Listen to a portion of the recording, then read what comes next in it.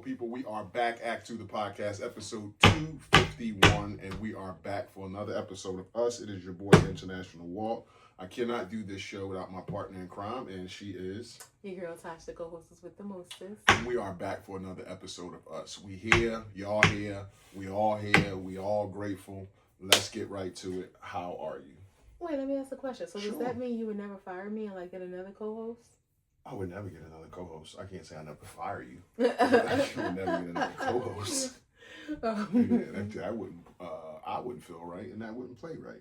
Oh, well, you had the kids, but they was like substitute. I wouldn't. My mother said I wouldn't want you to X me out and saw you on something else and be like, damn, like that's not. Well, cool. what if like somebody wanted you to be a guest on their show, like not like you go and have like a different show without me, which I wouldn't be opposed to that. But what if somebody wanted you to be a guest? Got you choked up a little bit? I'm sorry, I didn't mean to startle you. Like, it just was a question, in general. You want a little sip of water or something? Oh, you there? Yeah. Take some deep breaths. Being a guest, I'm cool. Being a guest is one thing. I was talking about starting another show. Oh, okay. Yeah. I would be a guest on another podcast. I don't know. Well, I know my story is interesting, but I don't know what people. A lot of people don't know my story in depth like that, so I don't know what they want to talk to me about. Well, that's what I was getting to. Like, what would I be interviewed about? They can interview you about having a podcast. They can interview you about being a black man that's married. They can interview you about being a black man in a world where you are kind of the only black man, or you're like the raisin in the milk. They can interview you about having a beard and beard care. Like, people have a variety of topics. Pretty fucking interesting. Yeah, like you check a lot of boxes. Yeah, I do. I'm pretty interested. I take that back. I am good. I am good. I'm gonna say right now I'm a little worried about you though, so I'm gonna let you clear that up. But I'm probably like a 9. I will say earlier I probably was for the last day and a half or so, I probably was an 8 because my baby wasn't right, and like this is the most upbeat kind of, I can say that, and I hope that it's genuine. He didn't just turn it on for the camera, but I know him and he's not a faker, so I believe that it is the most upbeat that he's been. I know he has had a lot on his mind, and I just know he's had a lot on his mind. So when he's not himself, we're not ourself, and I'm not myself. It's a trickle-down effect, right? We're a package deal. So it's like if you wrap a package, right, and you don't wrap the paper right, then you can't wrap the bow right, and then the whole gift is a mess. I tried to spin that, But nevertheless, you seem un poquito lifted spirits a little bit, and maybe, you getting it. Whatever it is, I got his back. I ain't like upset with him, but I just want to support him and be there for him. But right now, he seems to be even if it's momentary, because he has the right to feel his feels, and I'm just happy that he's smiling, laughing a little bit, so I feel better. I'm a 9. Well, I'm next to you, and I love to do this, so those are reasons to smile. You want me to rub your during the show? My dick?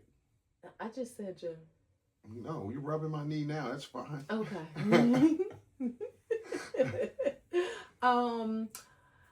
Finances are an 8. Just extremely grateful for all of God's blessings. We are closer to poverty than being millionaires. And this is most Just people. The way you said that. I'm saying most people. That is the God's honest truth. And I'm just grateful that, I'm just grateful for his blessings, and don't get, this is not like, we're experiencing any issues, but I'm just saying in general, the way the world is going, I'm just grateful for God's blessings, and I pray that we are able to continue to be a blessing to others. Work is a 9. That's all. Yeah. Work is a 9.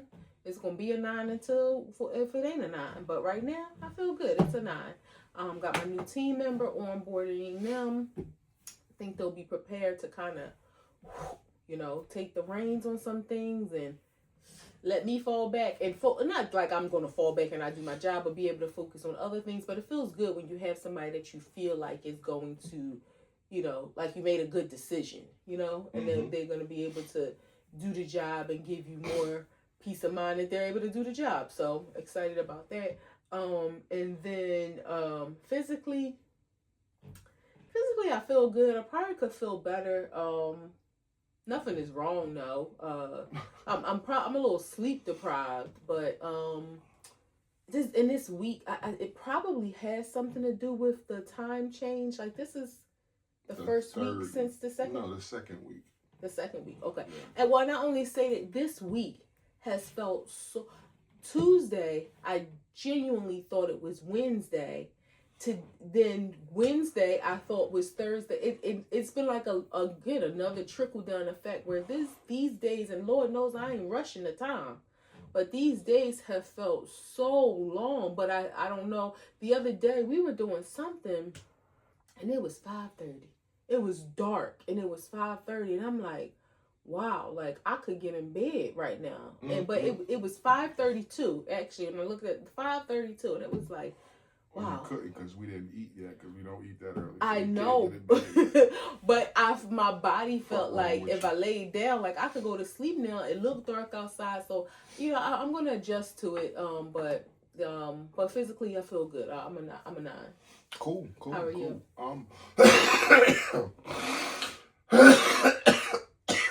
Mr. McCoss. I'm good. What's first? Mentally, I'm a solid 9. I'm glad to hear. I'm a solid 9. I feel better than I did a week ago. Don't mean I feel my best, but I do feel better than I did a week ago. Like, life can be overwhelming sometimes, and I think, like, I know I was trying to explain to you, and you mainly thought like it was just finances, and it's like that's not the whole piece to the pie. Like, life can just be overwhelming, and I handle a lot in our world, and throughout the year that shit can just be taxing on your brain and on your mental. And sometimes when I tell you that, it feels like it falls on deaf's ears until I'm not myself or irate, and then I'm looked at like, what the hell is wrong with you? But it's like in passiveness or in casual talking, like, hey, shit is heavy. It just seemed like I'm looked at as the guy, the strong man, the dude who, when I need something, I go to him, and this and this and that. And it's just the hats, the husband, the father, the uncle, the guy who worries about the cars and the oil changes and our vacations and where we're the money, trying to keep our money at a certain number. Like, all that shit just can get overwhelming, and throughout the year it just compounds and compounds and compounds, and it seems like certain times of the year or certain courses of the month or whatever, it just seems like a plethora of people is just on my phone, and every time they need something from me, whether it be money, whether it be not cars, whether it be money, my time. And then all that, I got to deal with work too, which is I'm a superintendent at work. So I have people that work under me, and it's a lot there. So it's just at the end of the year, I'm finding that it just comes down on me sometimes. So that's what it be. It's not just one specific thing. It's just an accumulation of being pulled from a whole bunch of directions. And that shit can get overwhelming. And so yeah, I'm working through that. And I feel better than I did last week. So again, I don't feel 100% my best, but just the constant worry and the constant anxiety and worrying of trying to keep shit straight, trying to keep shit right, trying to keep us afloat, trying to keep us growing, trying to have this lifestyle that we live.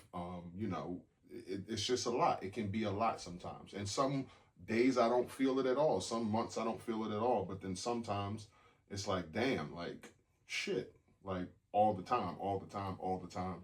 And I feel like a scarecrow just being yanked from all different directions. So that can be a bit overwhelming. So that's part of the mental part. But right now, sitting here, I feel like a solid 9. I'm happy that you verbalize that in the way that you have, because you haven't. So I guess in my I said I haven't in the beginning. right. Well, I'm affirming that. So I'm happy that you verbalize that in the way. I have a couple questions for you. Mm-hmm. Do you think that you are still, like you said, all the things that you do, and you said, and the worry and the anxiety, do you think that you can still do what you do without, because you haven't failed us, Mm-hmm. right? And if you do, then we'll learn a lesson and we'll keep it moving. But do you not feel that you can do the things that you do without worrying or being anxious about it, and just trust that you're going to do the right things? I think when I'm in the mix of it and everything is, I'm not feeling like that, then yeah, I trust myself and trust my decision making and all that kind of stuff. But it's when it starts to weigh down on me. It's when it starts to be pull from here, pull from here, pull from here, pull from there. My next question I wanted to ask you is, how can I help, like, in your load? Just hear me, I guess. Like I said, like sometimes I feel unheard, like I'm just talking in passing or something, until you see me, for lack of a better term, broke down, or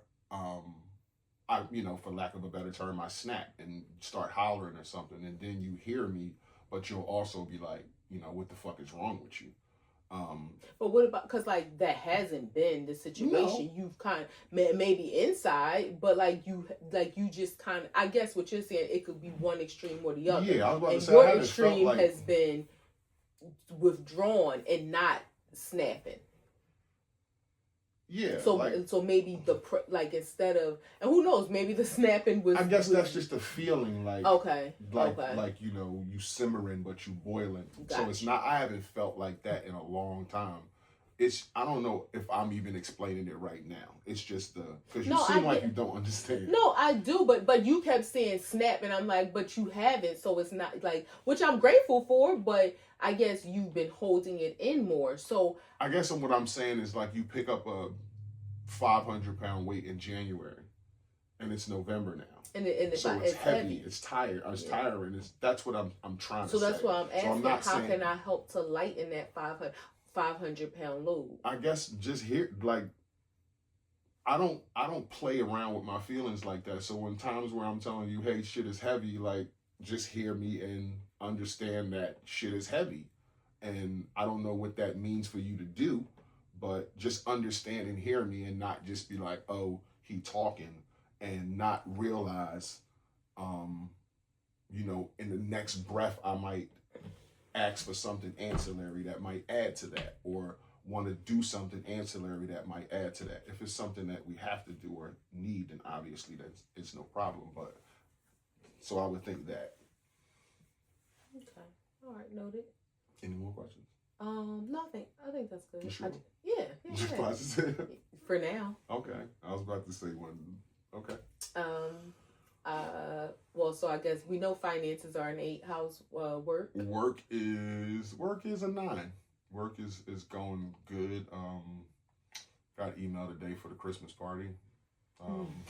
But yeah, work's good. I think you should make an appearance. Everybody keeps saying that too. Like, it's been like 15 years. You're such a different person than you were before. Yeah. Like, they don't even know you. Like, No, they don't. But work's good. Restoration's going good. Jobs are going good.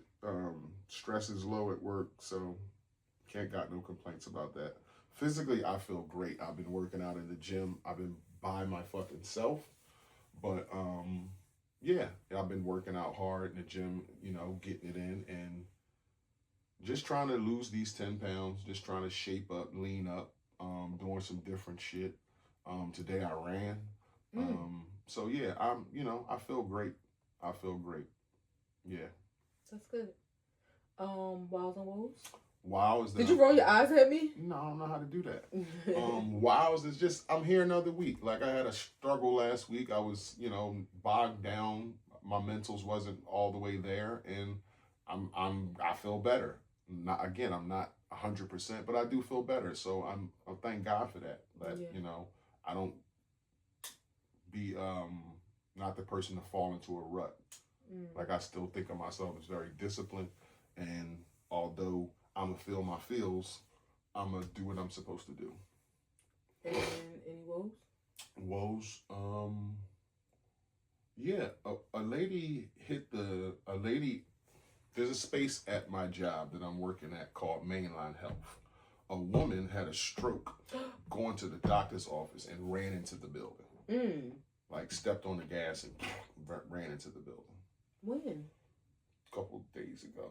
See, this is what I be talking about. Like, this is what I mean when I say, and I'm not upset, but it's like that he's not himself, because we usually talk about everything. How was your day? You know, blah blah blah.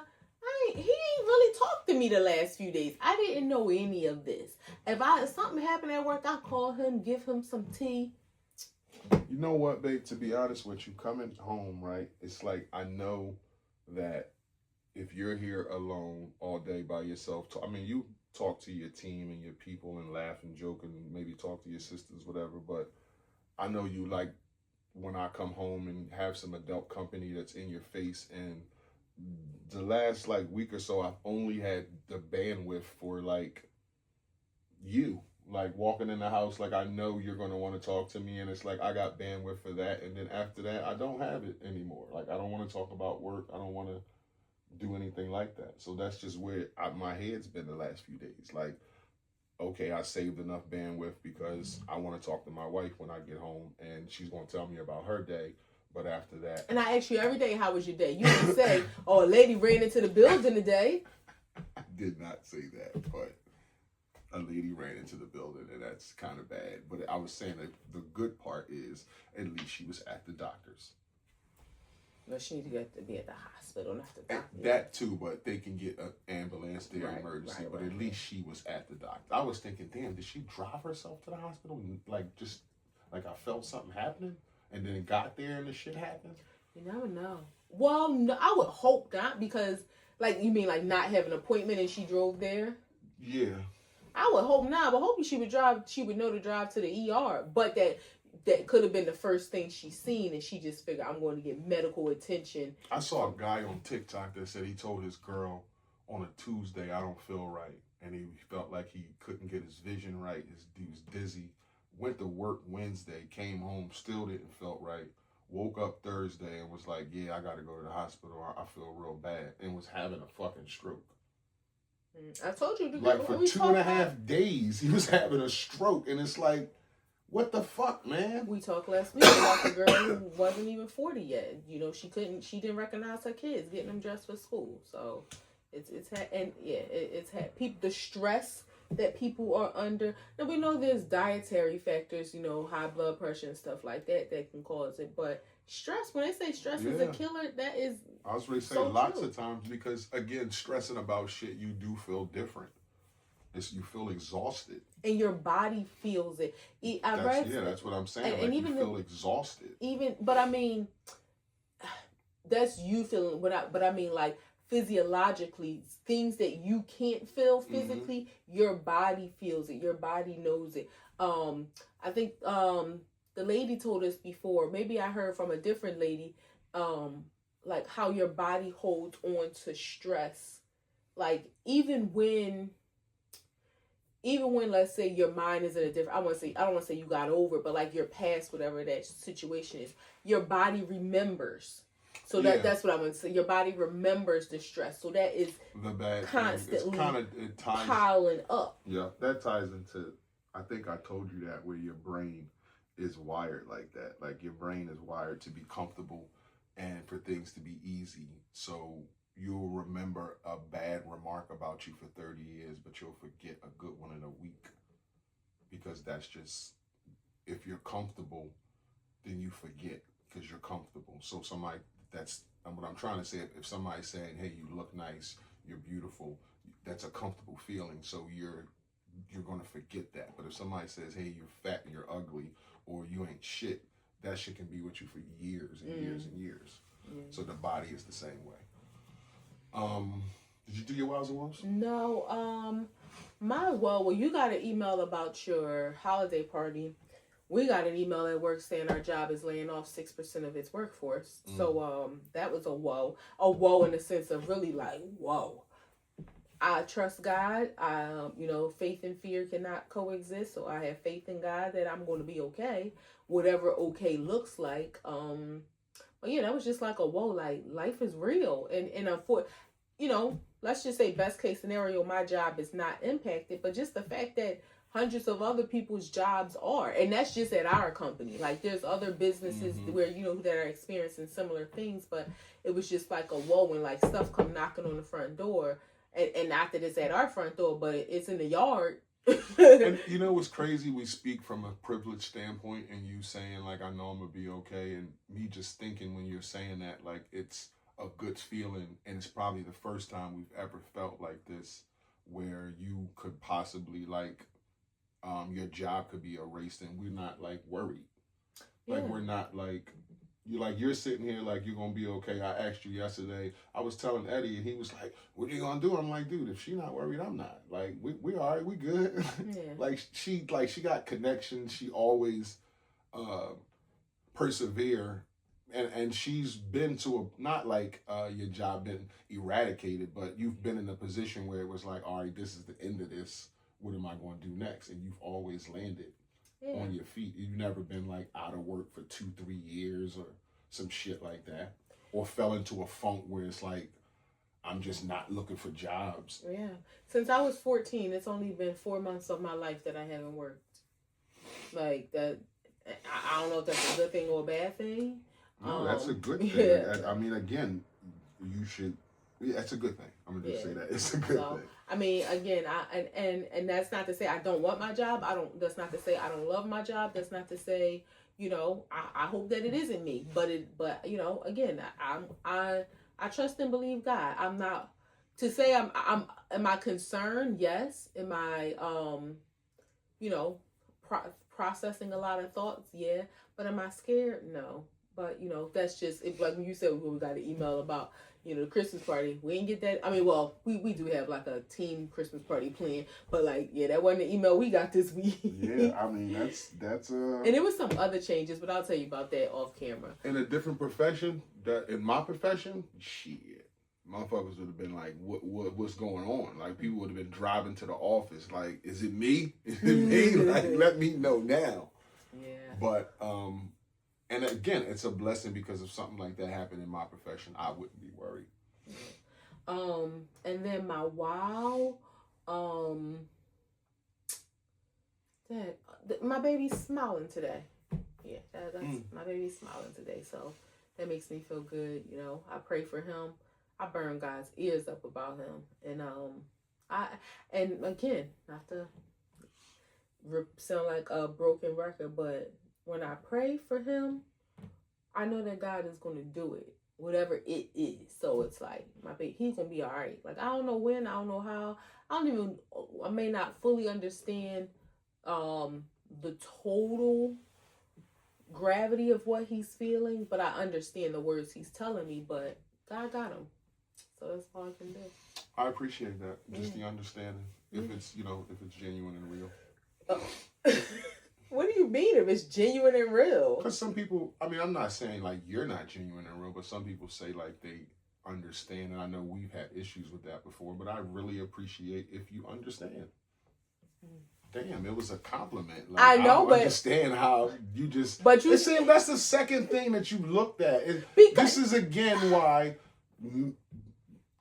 expressing or being vulnerable is like an issue, because sometimes you don't get the words all the way right, and people look at you like you crazy, like they on the defense, like I need to check you or something. It's like, damn, I just feel like shutting the fuck up about it. Who said I appreciate that if it's genuine and real? That's I said especially if it's genuine or real. Just adding a caveat to say that people say that a lot but don't mean it. So if it's genuine and real, I appreciate it. That's not saying like, okay, you've gave out some fake ones before or you a fake person. I don't even know why something like that would bother you. Okay. Am I tripping, y'all? Okay. Am I tripping? Like, to add that caveat on saying I appreciate that. That's like somebody saying, "Wow, your haircut really looks nice," and you're like, "I appreciate that if it's genuine or real." You're like, "Whoa." That's apples and grapes. Not oranges, no, grapes. That's apples and Okay. grapes. Okay. Yeah, no go. No, that's apples and grapes. Okay. All right. What's your favorite way to spend the weekend? Because we love the weekend. I like to spend the weekend with you. I look forward to it a lot. All week long, I do. I genuinely have in my head that I want to be outside. Which why you call me a road runner. BB. But I want to be like outside, whether it be in the park or whether it be doing an activity.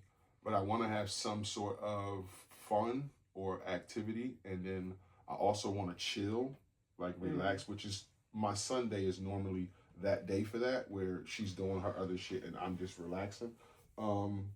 And date night. Like I always want to go out on Friday and eat dinner and talk and shit like that. So you consider the weekend Friday to Sunday? Like Friday evening to Sunday evening? Yeah. So we always do our date night, which is great, and that's always been a tradition, whether it be small or big or quick or long. It's always been a standing thing. So I appreciate that. But on Saturday, sometimes you would BGL and this and that. But so in the evening time, like I always be wanting to like, although when you're not here, I do go outside, but I be wanting to be outside. Why you outside? Because you're a road runner. No, because I like having stuff to do, errands to run. Oh, just when I'm not here. No, if you were here, I would run them with you. Okay. But you're not here, so I'm still going to run the errands. Okay. That's all. It might have been some shit I said on Tuesday. I'll wait till Saturday to do But that. let me say this, though. Oh, I'm sorry. Were you finished? Yeah.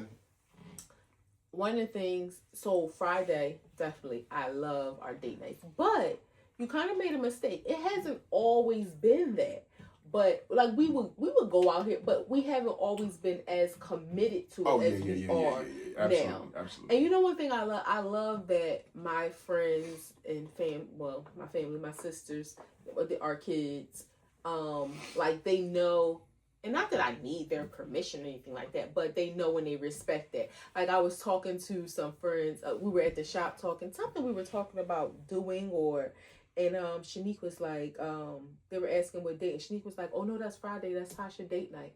And like, I'm happy that like people know like that's reserved. And don't get me wrong, if it is like a once in a lifetime event, like if I had a friend who was like getting married or something, it would be like, okay, babe, like, we can go to this wedding or whatever, or like a monumental birthday or something like that, but other than that, like that's our time. And I really look forward to it. Like you said, whether it's, we might go to the local pizza store and sit and talk and eat. We might go to a fancy restaurant.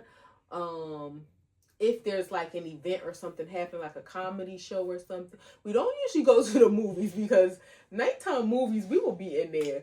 They might have to wake us up like, excuse me, y'all gotta go. I mean, you seem to stay up, but I just... Yeah, but we don't go to nighttime movies. That's what I'm saying. If we tried to make Friday night date night a movie night, we would be asleep. We would be asleep. I definitely would have to nap all day for me to do that. Yeah. But I definitely would be asleep. But we do whatever we want to do for date night, and that's the best part. And it's just our time. I was at we were talking about technology and how that has kind of just ruined society in some ways. And one of the things somebody mentioned is QR codes for menus. And I'm like, yeah, because we don't have our phones out for date night. Like, it's just us. And that you put them right away. But that forces you to, like, pull your phone out to look at the menu when they don't have a physical menu. But so Friday, definitely, I love our date night.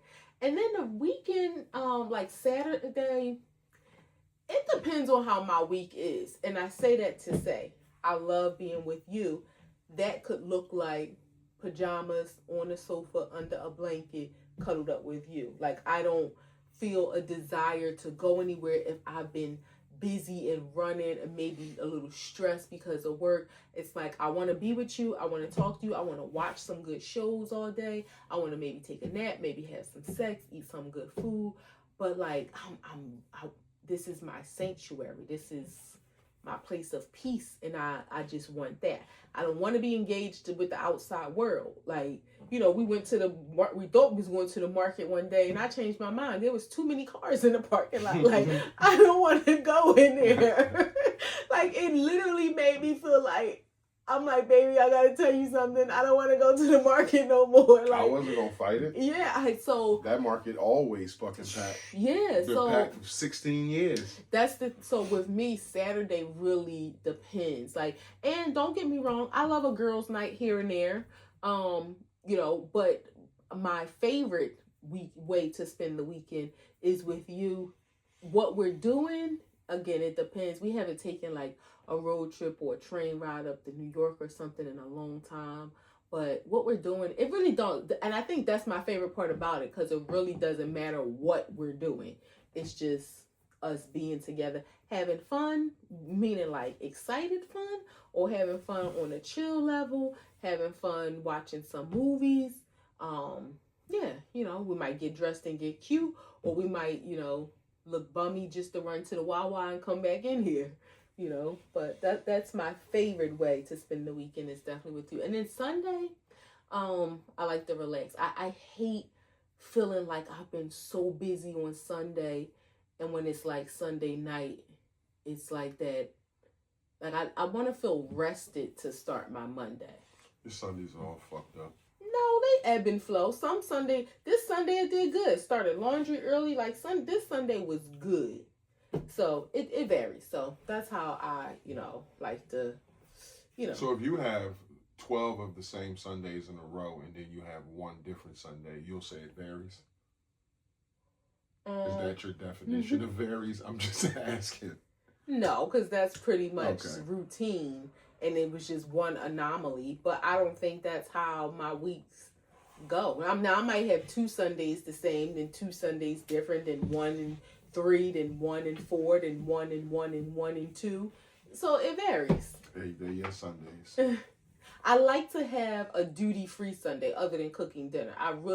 That's kind of my goal. Being at home during the week, I would love, once my schedule changes up, I will, to be able to do a little bit of laundry each day. I don't want to, when people say, oh, you get up Sunday, turn on the music, open the windows, do your chores all day. I don't want that kind of Sunday.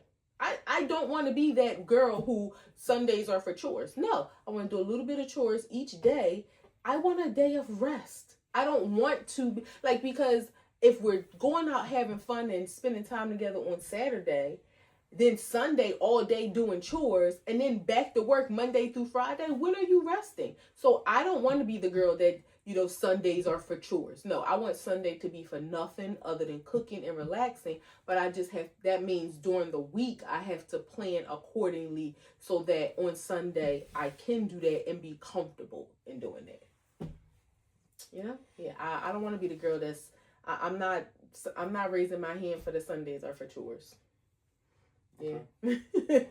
Did you grow up, and how people be like, oh, you grow up, when you grew up, your mom turned the music on and you knew it was cleaning time, and Yeah, see, like, that's the difference in us, because I absolutely love that. Like, I love to clean up the house on Sunday. So it's because I don't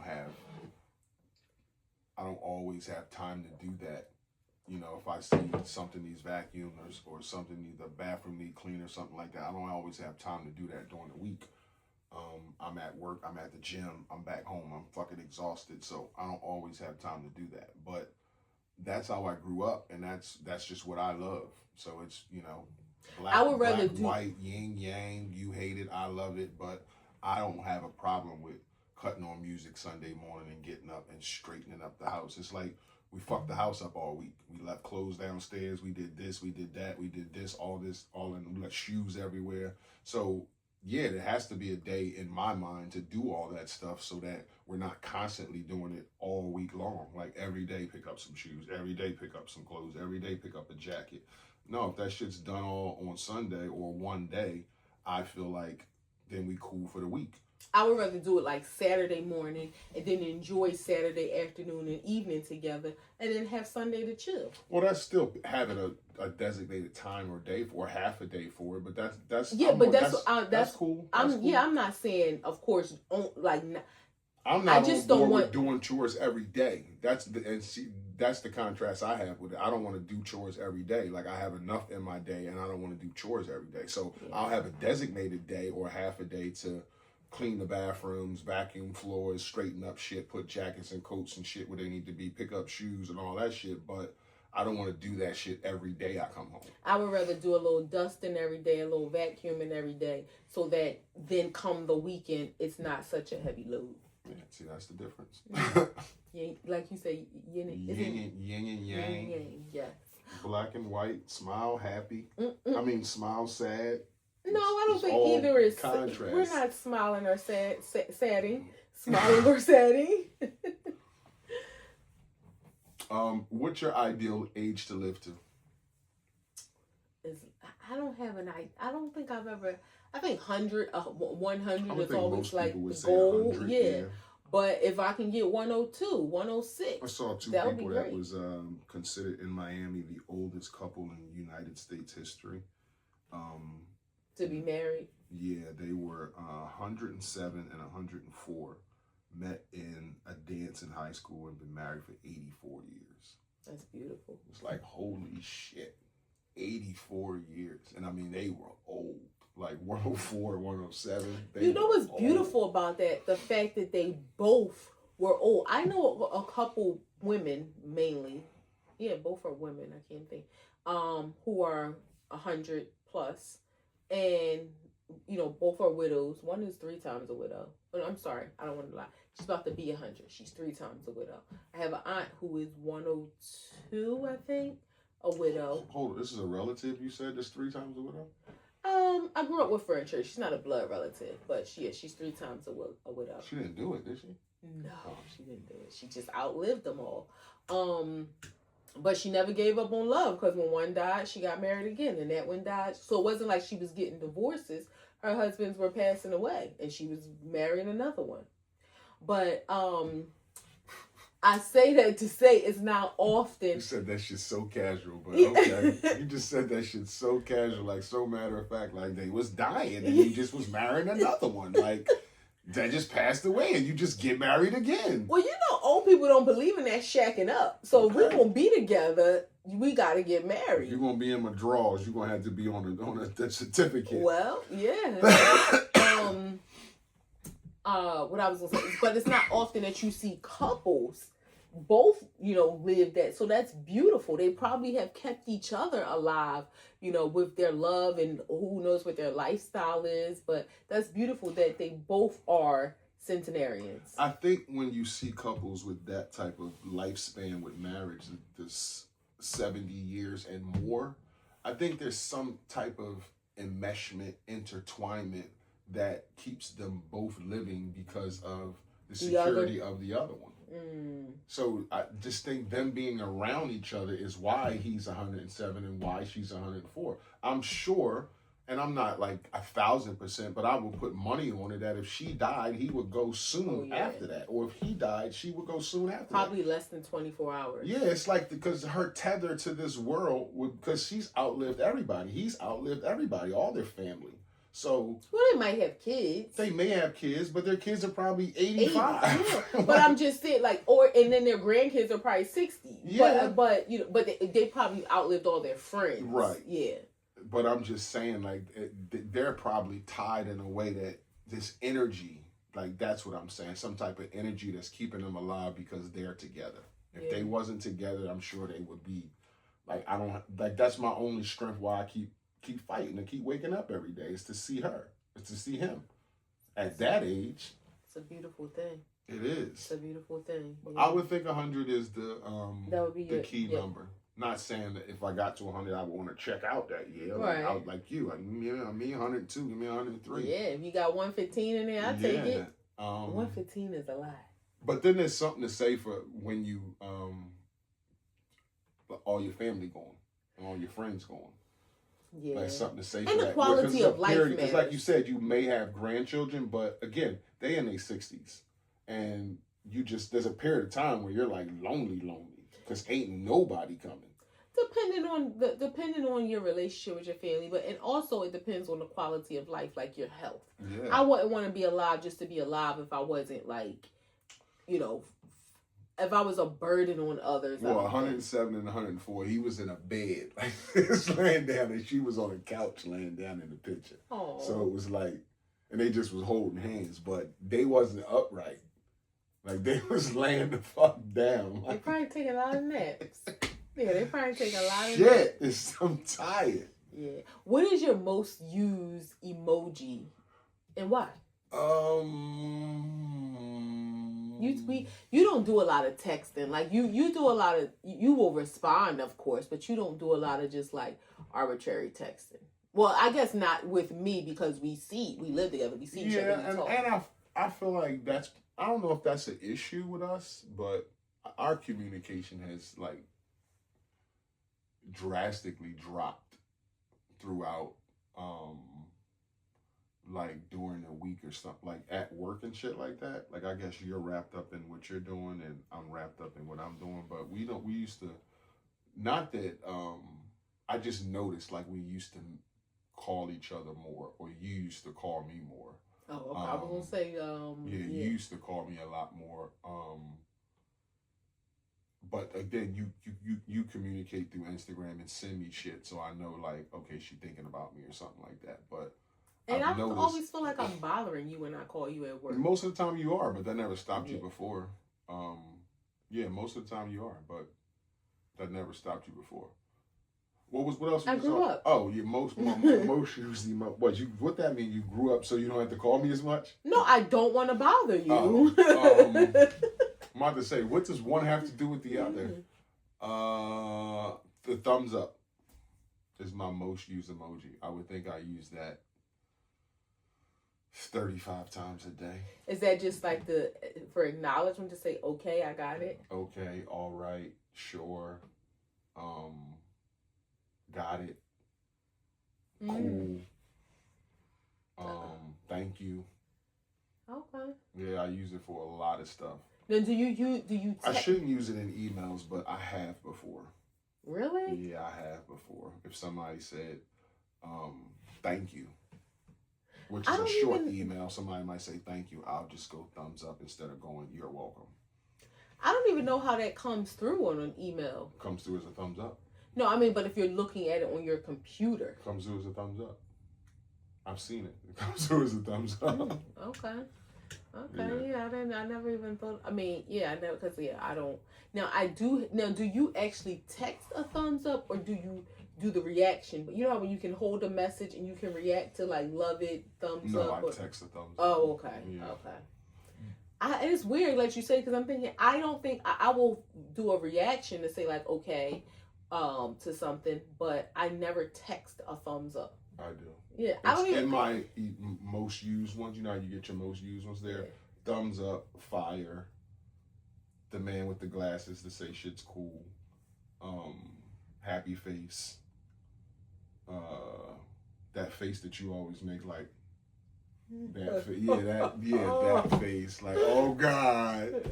That just has so many meanings. That's what I think it means. Like when you send it, it's like, oh God. Yeah, like, what the fuck is wrong with her? And my mind is like, oh. Like, and your mouth makes that same. I know. It's like, what the fuck? But I would say my most used one is probably the laughing face. The happy face. Yeah. Well, no, not the laughing face. Yeah. Because it's happy. But it's a lot of smiles and things like that. I know what you meant though, like the one with the two laughing teardrops. Yeah, that's probably, and just probably because I laugh a lot. And like, do you use one or do you? I usually use 3. 3. I don't know why. 3 is like 1, 2, 3. Like, it's either 1 or 3. Never just 2. You ever use 6 or 7? Yeah. Okay. If it's like really funny, it's like. That's why you gotta like, ha ha ha ha ha ha ha ha ha ha. Do that. Like you put the phone down just to do that. No, if it's really really funny, yeah, I'll do that. But I'm laughing a lot. Like usually the people who I'm texting are the same people. Toya, my sisters, sometimes the kids, but not often. But like Toya, my sisters, one of my coworkers. But yeah, that's usually like the same people that I'm talking to most frequently. Do you take the time to shade your emojis your color? Absolutely. Me too. And when I hate when black people send me a white emoji. like, why? Even I had to ask my sister the other day. Hers wasn't the yellow, but I'm like, why is it so light? She was like, the kids say I'm light skinned. Now people clown me because they ask me why are my emojis so dark? I'm a dark skinned woman. I've used the dark skin emojis. The black one? Yeah, the blackest all the way one. Black? You're not that dark. I am. You're I'm like chocolate. 2 before that. I'm chocolate. You're like, you can't believe you're not the. Please. Babe, I am. Like, if I go to my text, watch, she's going to be right in there. I'm her. You're not that color. I am. No, you're not. You're not that color. Okay. You're not that color. You're a hater. But at all. Okay. Like, that's Lupita Nyong'o. Like, that's who that is. Okay. Not Natasha Dees. Okay, if you say so. That's You're more like a caramel color. That's like a pumpernickel bread color. That's what I see when I look in the mirror. Pumpernickel bread? You need to get your fucking eyes checked, girl. Like, you lost your mind. I see chocolate. You need to get your motherfucking eyes checked. And I know they fucked up, but you need to get your eyes checked. Would you rather be the smartest or the funniest person in the room? Well, we're going into a new segment called Would You Rather. Okay, we didn't have to announce it, but okay. No, I wanted to. Okay, would you rather? Do you want to have a theme song? No, I'm just saying we're going into a new segment called Would You Rather. Would you rather? I don't think that's all needed. That's the I think you're introduction. trying to patronize me a little bit. No, I was introducing a new segment. Yeah, but that was fine just to say Would You Rather. We're doing a new segment called Would You Rather. Right. You know. Would you rather be the smartest person in the room or the funniest? I don't think you should read it like that. Everything. I just think you should We didn't work this new segment out. I just think you should read it right. Okay. Okay. I just think you should read it right. Would you rather be the smartest person or the... You still have that spike in your voice. Would you rather be the smartest person? No. See, 0 to 10. Go to like 6. Would you rather be the smartest or funniest person? You're still doing the rather part. I'm trying to align the segment with my tonation. You just, would you rather... See, with some bass, with some baritone. Would you rather be the smartest or funniest? Never mind. Would you rather be the smartest or the funniest in the room? I definitely want to be the funniest in the room. If I had to pick, I want to learn from people. I don't want to go in the room being the smartest because then it feels like I got to teach everybody. Now, if it's an opportunity for me to teach people, then that's fine. But I would rather be the funniest and learn from others. Is that all the time? No, like that's like it's a cliche when people say I don't want to be the smartest in the room because that means like everybody around you's dumb. But I think let me finish. Is there's no room you want to be the smartest in? Well, I guess to your point when you said is that all the time. So let's reverse that. If all the time you're the smartest in the room, then you probably need to reevaluate the rooms. And not to say it's anything wrong with you, but maybe you need to make an effort to enter other rooms because how are you learning? How are you growing if you always are the smartest? That's true. So I agree. Not all, maybe sometimes again, if you feel like there's something you can offer to that room and you go into that room as the smartest, then that's great. But I don't always want to feel like I'm pouring into people. Let me go into rooms to be poured into. I think that's the key word. If you end up in the room and having something to offer to teach people, that's one thing. But is there any room that you want to go in as the smartest person? Possibly, yeah, definitely. Think of in one. When I'm with children, maybe like in a mentoring setting. Okay, I respect. It is with like the smartest, I guess maybe more wise than they are to offer to them. BGL setting. Possibly, yeah. And like again, talking about the children, but we also can learn things from the younger generations as well. So I guess depending on the setting, yeah. Okay. But again, if I had to pick one or the other, I would want to be the funniest in the room.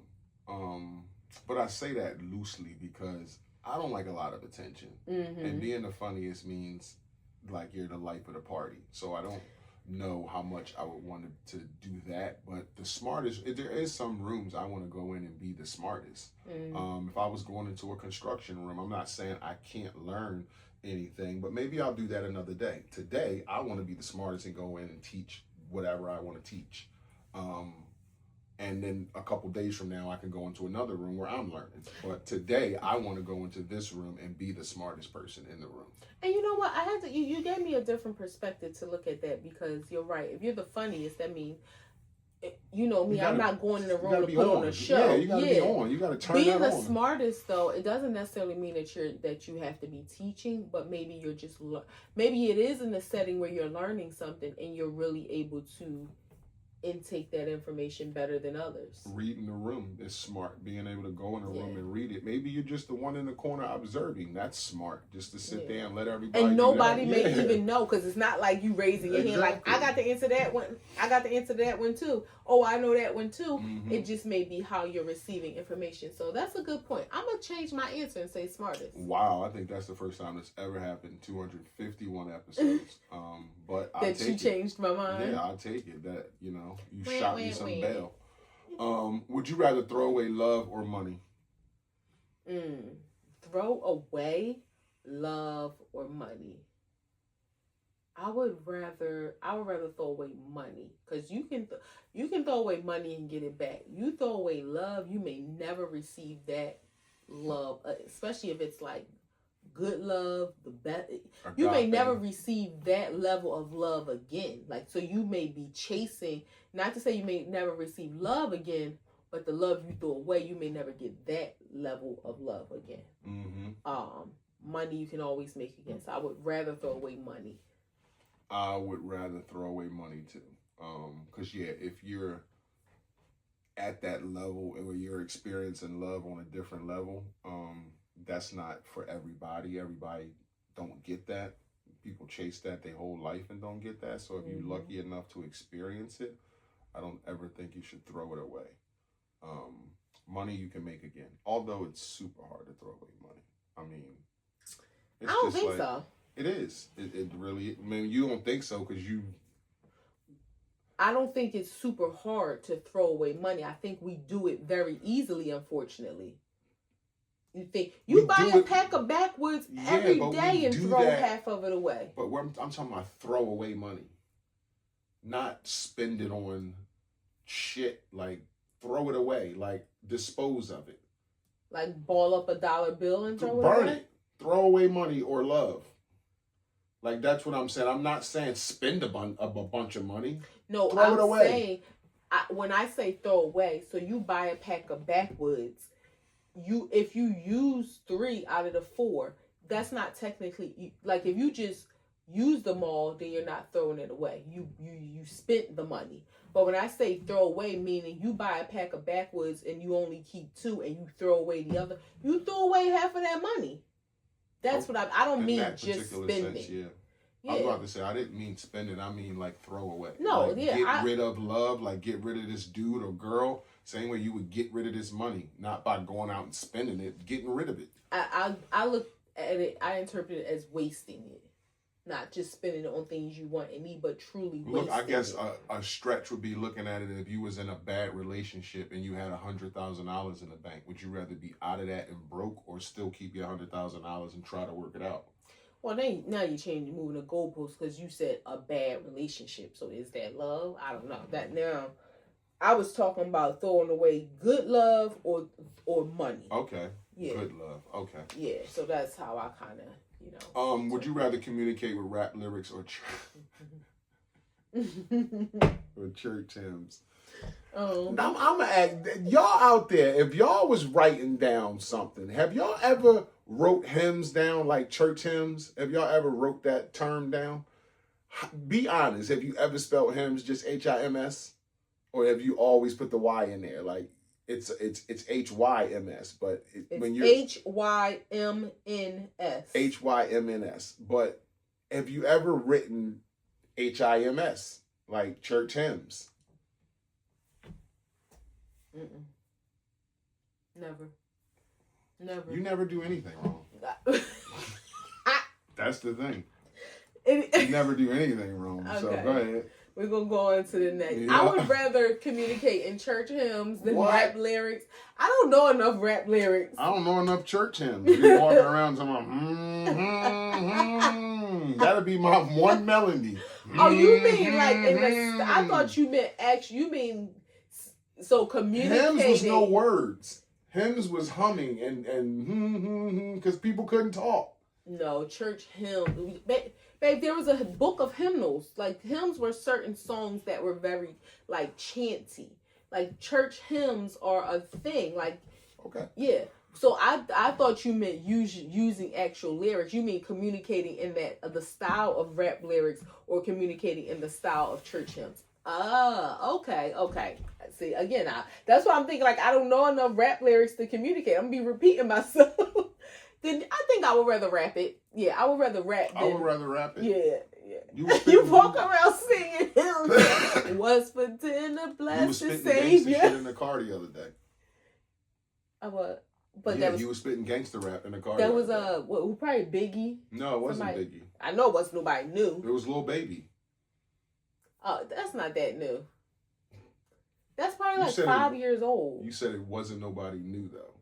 Comparing Little Baby to Biggie, Little Baby's new. Okay, yeah, but if you were saying like NBA YoungBoy or something, I would have been like, no, I don't know. So no, I thought you meant actual lyrics of which one would I like. If somebody says something and I wanted to respond to them, am I responding to them with a rap lyric I know, or am I responding to them with a church hymn that I know? Style and with rap lyrics. So whatever you had to say, you had to rap it instead of church hymning it.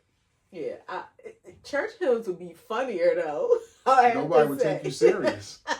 Well, nobody would take you fucking serious rapping everything neither.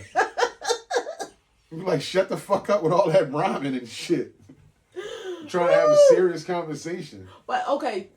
Think about on a talent level. Would you rather be like an amazing wordsmith and like you just was able to freestyle, like not you be a star, like you're not a rapper, but you just had that skill where like you could freestyle and be dope, or would you rather have a voice and know how to sing really well? I like words, so wordsmith, when that kind of piques my ears, like the words matter to me a whole lot. So I would think a wordsmith, but singing is like, that shit's a different class. Like people that can sing, it's like that's like real talent to me. Like that shit is like, I love. Like, what are you doing with your voice that I can't? That you can fucking sound like that.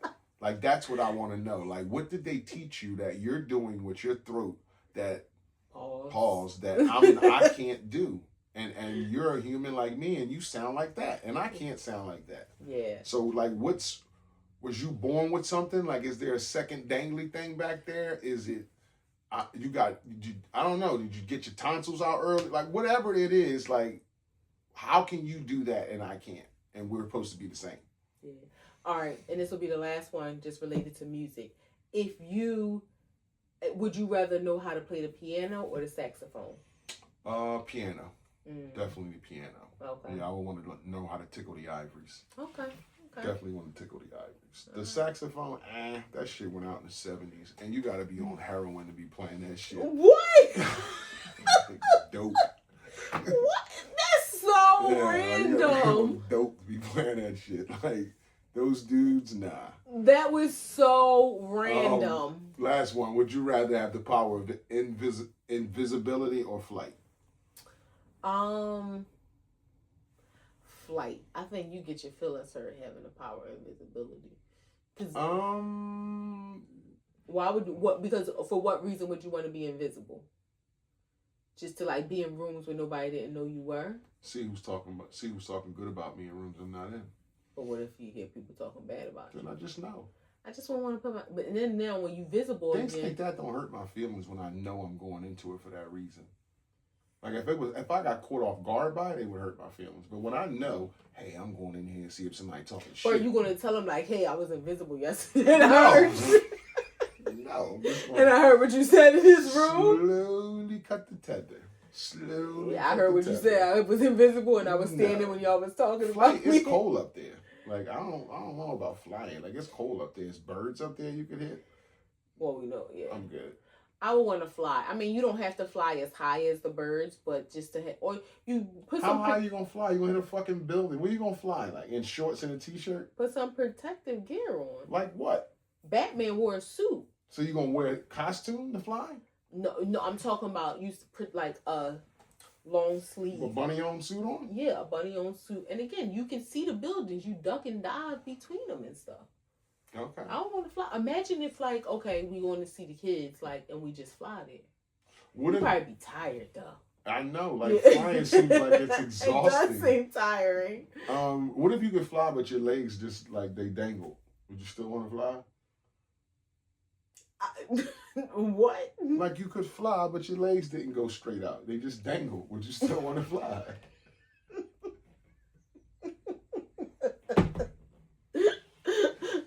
Like you could put your body out like that and fly, but your legs just hang like that. They don't go straight out. Probably like have blood flow issues or something. I don't know. Like too much blood would be going to your feet or something. I don't know. 3 grams. Now maybe I want to be invisible. You changed my mind again. I don't know. 2 for 2. Yeah. Government back open. Trump signed a bill. This bothered me because I looked into this today and read a lot about it. The Democrats had held out to close up the government for 43 days because they wanted this healthcare act inside this bill, and they held out for 43 days, shut the government down, and then I'm gonna preface this. I don't, but people say Democrats are soft, they weak. They're Martin Luther King. The Republicans are Malcolm X. The Democrats always with the when you go low, when we go high, that type of shit, turn the other cheek. And they saying because of Thanksgiving, because of Christmas, that they caved on the bill. So they're not going to get the health care bill. The Republicans just promised them a vote, which doesn't mean anything. They didn't promise them the bill. And then they signed in some other Republican shit that Trump signed for today. So it was like you held out for 43 days just to cave and give them what they want, and you not get what you want just because you may have some sympathy or empathy in your heart for the holidays. And if you're fighting a fight where you want shit to change, I don't think emotions can play a part in that. That's just what I think. I'm not a part of politics, but in reading about this today, that's what I found out. And I think when you do shit like that and you hold out, you got to keep holding out. Like you have to keep holding out. You got to stand the ground. You can't hold out for 43 days and then say, you know what, fuck it. The holidays is coming up. People got to eat, which is true. But we're trying to get something done here that will benefit everybody on a different plane with healthcare. Now we just gonna nix all that so people can eat turkey. So let me just say this. I hear what you're saying. I agree with what you're saying, but let's also be clear. We can't speak in general and say the Democrats, because we know when it comes to things like this, it's majority vote. It was only 5 Democrats that caved in. So it wasn't like all of them changed. It was 5. It only took 5 of them to go the other way. What they needed, yeah. In order to have them open up the government. And it sucks. Especially those other, and one of the ladies I think they said is like really older white lady who was on her way out. The guy Fetterman from Pennsylvania, they said he's really a Republican who's faking as a Democrat. But it was just those 5 that undid what they were trying to stand for. And it's like, this is really one of those situations where 6 in one hand, half dozen in the other. And in both situations, people are going to get effed. And it's sad, but I do agree with what you're saying. It's hard to tell people, stand firm, don't let these people get paid, let SNAP benefits, forget about the holiday. If it's July, like forget about the holiday. Let people not get SNAP benefits where, we know a lot of those people, regardless of what people want to say about people abusing the system, people rely on that to eat. And again, people rely on paychecks to take care of their livelihood. So to tell people we standing firm and we going to forego all that because we want to make sure that people continue to have affordable health care, it's one of them things where it's like, you know what, having health care ain't going to matter if I don't have food and a paycheck. And so I do agree it's sad that they caved, and they made those 43 days. Like, if y'all were just going to give in, we should have did this on day one, and we didn't have to miss paychecks. I was letting you land your plane, but I'm like, that shit didn't have to happen. But it's a shame because, again, it wasn't the demo, like, all of them, like, just caved in. It only took 5. But, and with the whole healthcare thing, the sad part about that is, which I think takes part of what my job is going through, is people don't realize the trickle down effect that this is going to have. Like, real simple, if you don't have health insurance through your job, or you're not eligible for Medicaid, you're one of those people that kind of fall in the middle where you make too much, but maybe your job offers it and it's too much to come out of your check, or whatever the situation. You buy a plan, right? Let's say a plan is $900 a month. People get subsidies where that $900 plan, maybe you pay $100, maybe you pay $30. When the Affordable Care Act first went live, some people were paying like 30 cents. Now imagine if you got a family, right? Mom, dad, 2 kids, your policy might be like $2,500 a month. Your subsidy could bring that down to like $300, which is way more affordable. So now that they're doing away with subsidies, who the hell is affording $900 a month for health insurance? Who the hell is affording $2,500 a month for health insurance? So again, it's going to, people are going to be able to have their paychecks, which is awesome. People who need SNAP benefits, they're going to get their benefits, awesome. But now we're about to enter this phase of people who won't have health care. And to be honest, and now with the whole, like when you do taxes, you gotta, you gotta say that you had health insurance the prior year. If not, it's a penalty. It's going to probably be cheaper to pay that penalty than to have health insurance. Yeah, I mean, let me just say that, especially if you don't have any serious health conditions, you figure, okay, I might go for a checkup, a dentist appointment, get my coochie checked or my prostate checked. So you're talking about 2 doctor's appointment, 2 dentist appointment a year. I'm gonna pay that out of pocket before I pay $900 a month to have health insurance. Yeah, I mean, I understand what you're saying, but they got to do something with that. Like, I don't know if there should be like universal health insurance, healthcare, like in Canada, but everybody walking around born here should have health insurance, should be able to go to the doctors. And again, to go back on what you said, I don't give a shit if it's one person. That's your party. So if it took one person to change, then we should have been holding steadfast.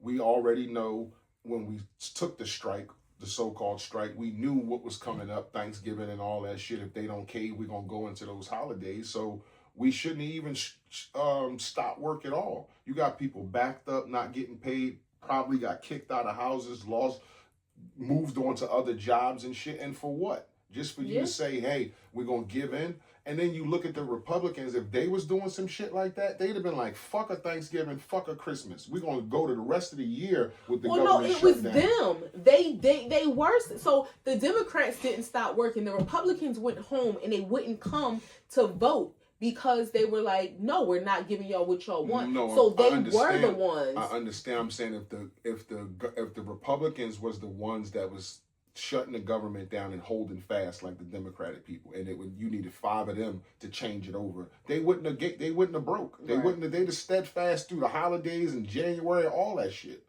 And on another note, Trump, did you see he's making the mortgages go from 30 years to 50 years? I saw that he was trying to do that. Was it approved? No, he said he's going to try, but I'm saying this was like just a day ago. And I know there's 2 reasons why he's doing that. And I get the reason, because wages aren't going up, and right now people can't afford to rent or buy a house. So if in order to do that, like, people can't pay $3,000 a month for a mortgage or rent or shit like that. So in order to do that, you stretch the years out to lower the payments, like you would do a car note or something like Instead that. of getting a 3-year note, you get a 6-year note. Yeah, but you would think most people in this society we live in, you buy a house at 30. By the time you retire at 60 with a 30-year mortgage, you're able to maybe leave your kids a home or your family a home, something. You fucking buy a house at 30, you got a 50-year mortgage. Black people don't live to be as old as 80 and 90. You might die and your family still got 20 years of mortgage to pay. All because it was like a fix it now type thing. Well, Where it's like, what really should happen is wages should go up so people can afford the housing that's there now on a 30-year loan. You make a 50-year loan, let's say you buy your first house at 40 and you on a 50-year loan, you don't pay it off till you 90. Let's say you died 72. Your family don't own their home until it's paid I off. agree, but let's also acknowledge most people don't stay in their homes for the life of their mortgage, right? That's one thing. Yeah. Most people don't do that.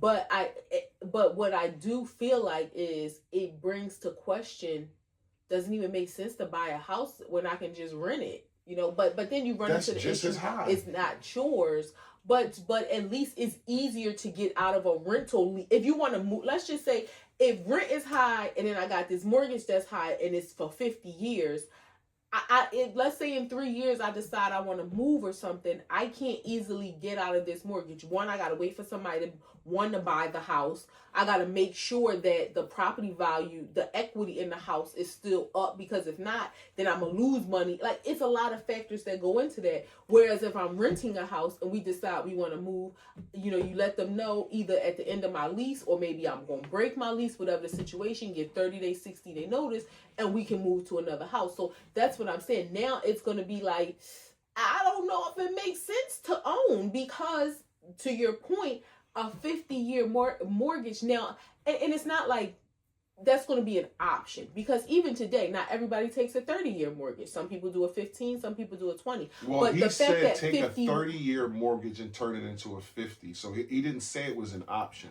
It's an option to do a 15? No, I'm saying now you can do a 15, you can do a 20, or you can do a 30. Not all mortgages are 30. So is he just saying that he's going to add 50 as an option? No, I'm going to turn the 30 into 50. Oh, wow. So the 30 won't be an option no more. It's 50. So it'll be 15, 20, or 50? I don't even know about the 15 or 20. He just said, I'm going to turn the 30-year mortgage into a 50-year mortgage. Which is like crazy to think how, because again, you're right. Most people don't stay in their house for the term of their mortgage, but a lot of people do stay at least 10 years to build equity, to have something to pull out the house. So they don't stay 3 years. That's a little short if you buy a house and then move in 3 years. We stayed in our first house for 14. Yeah, like something must have had happened if you moved in 3 fucking years. So you stay at least 10 to build some equity, but the fact that you will work, buy a house, it's 50 years. It's almost like you're doing this so I can afford it now.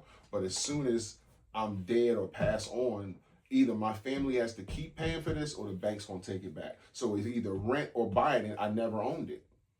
That's if it's 50 years. And rent, if me having a mortgage is $3,200 a month for a decent sized house, a nice house in a nice area, say $3,000 a month, and my rent is $27,000, that ain't too far off. Like, rent ain't too far off from mortgage. But I'm not stuck. That's what I'm saying. That's true. I'm not stuck now, and I have less responsibility. Like, and there are some safeguards that you could possibly put in there, because you think to yourself, which we never we were younger when we were renting, but if we had to rent a property, I would want like a minimum 24-month lease, because what you don't want to do is be put in a situation. We bought our first home. We wanted to buy a house. We knew that's what we wanted to do, but the process was sort of expedited because we got a notice from the sheriff's department. Our house was being put up for sheriff's sale because the owner was, and we. What do you do in that situation? Know. When you saying you'll be the one who rents, what if you do in that situation where it's like, hey, we're selling the house, we're selling the property, or rent's going up? Well, so that's why I said, now, a sheriff's sale is really nothing you can do. But if they say we're selling the house, that's why I said I would go into it wanting minimum 24-month lease. Because then at least or I'm being for at least 2 years. And I would want some sort of wording that with some kind of safeguard so that you won't be put out of a place. Or if we had to rent, I would probably want to be in like a luxury apartment or something. Right, but like I don't know what that wording looks like, or even if it exists. And I also don't know, like, again, you're just paying for something that you're not going to own anyway. Well, you ain't going to own this house either. And again, you're renting. It could be like a year from now, hey, rent's going up $150.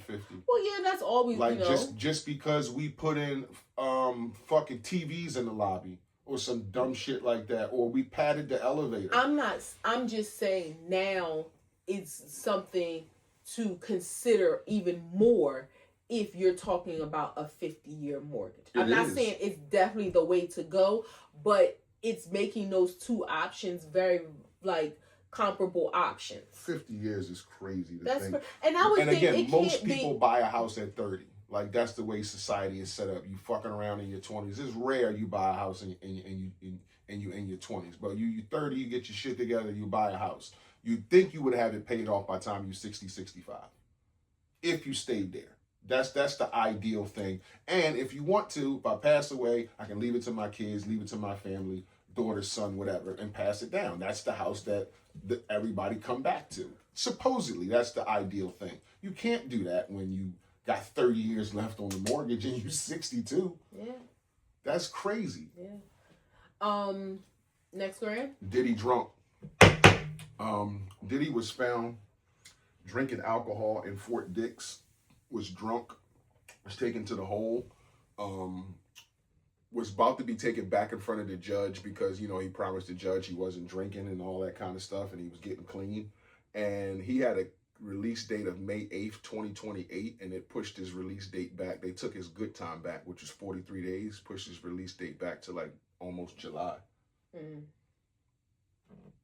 Pressure getting to him.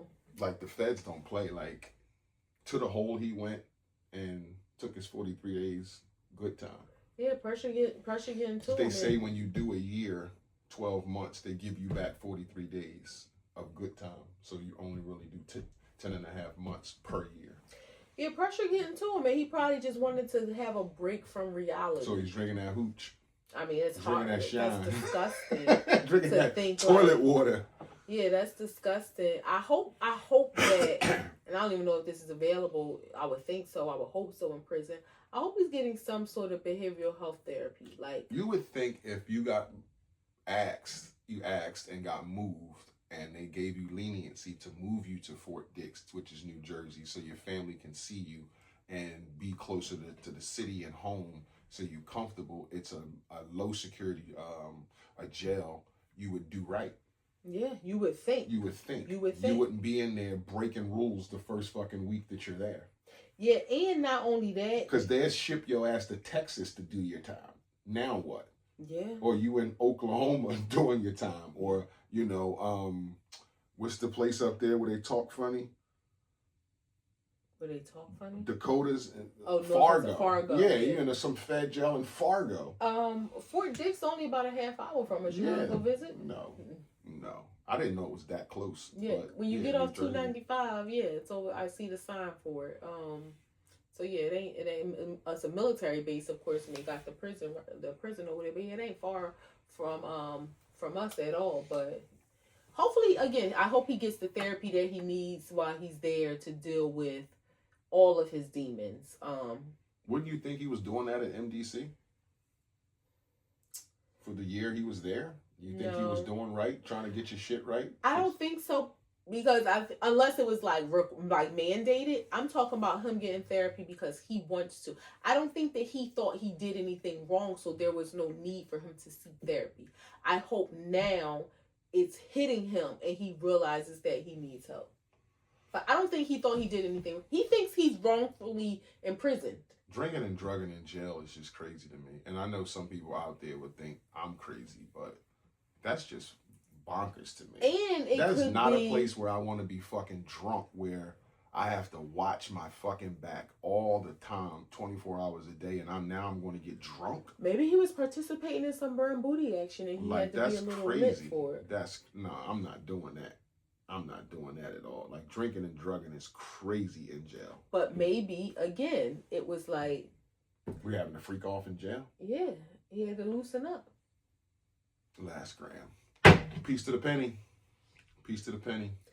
How long do you think all the pennies going to take to go out of circulation? There is 3, I think I saw, it was it 3 or 30? I think $3 billion still in circulation of pennies. $3 billion in pennies? Yeah, I think I read that today. How long do you think it's going to take to take that out of circulation? A long time. I don't think. How long? Well, 5 years, 10 years, 1 year? I would say maybe 20 years? 10 years. Because this is the thing. They're not making them anymore. It's not like, but what I wonder, what I didn't read and I don't know the answers, like when people do deposit, okay, like they're not making them anymore, when right? they come back to the bank, they're going to destroy them. What are they though? That's what I'm saying. They're not going to put them back do in we circulation. know that? The penny is gone. Yeah, they're not going to put them back in circulation. Do we know that? Mm-hmm. Oh, okay. Yeah, penny's gone.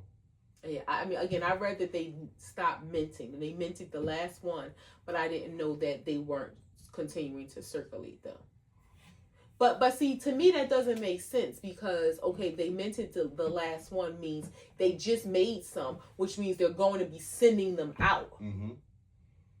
So it's the last send out. Like you said, there's $3 billion of pennies in the thing. When they come back to the mint, I don't think they'll go out again. Well, I kind of read that they won't go out again. So the penny is going out, and again, we becoming a cashless society. I would say I'm not. Yeah, I'm not surprised. Most people don't even want the penny when they get change. Yeah, I'm not surprised by that. You get 30%. People pick up the quarter and the nickel and leave the penny.